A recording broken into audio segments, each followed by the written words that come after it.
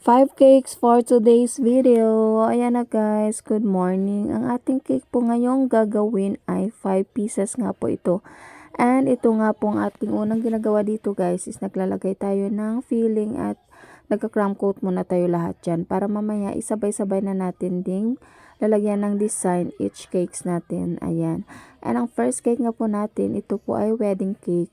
And ang size po pala nito is 6 by 5 and 8 by 5. And then, simpleng design lang to guys. Alam niyo naman pag mga wedding cake is mostly or usually na ginagamit natin or yung mga motif nila is white at saka lalagyan lang natin dyan ng mga artificial flowers and yung mga silver natin na drudges or yung tinatawag nila na sprinkles. And ayan, naglagay na nga rin tayo ng topper niya na best wishes, months, and lang. And for our second cake guys, ito nga po yung design na kinuha ni ma'am is dito po yan makikita sa ating promo na cake. And then yung size po pala nito dapat is 7 by 4 but ginawa ko dito guys is 6 by 5 na lang para medyo mataas na yung cake kasi nga lalagyan pa natin ng drip yung sa side niya. Kaya ang ginawa ko na lang is 6 by 5 na size.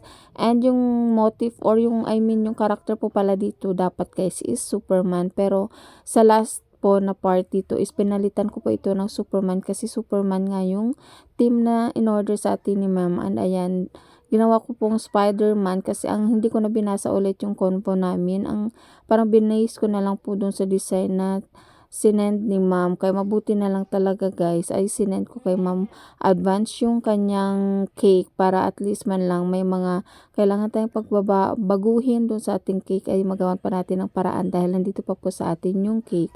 And for our third cake, ito ay Spider-Man pa rin yung ang kanyang theme.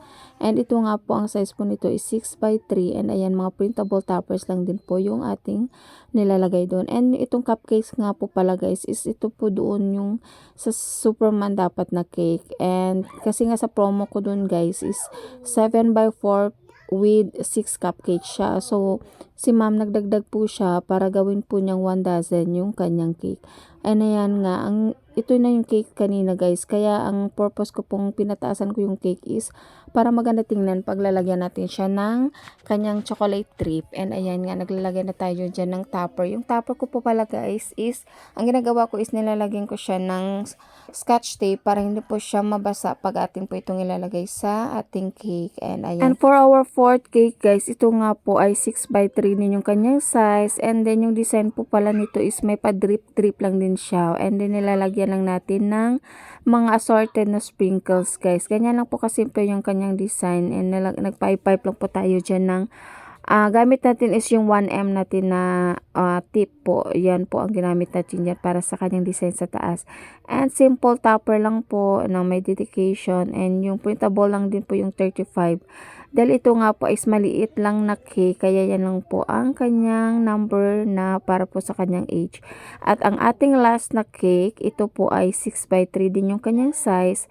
And Sophia the first nga ito ang theme.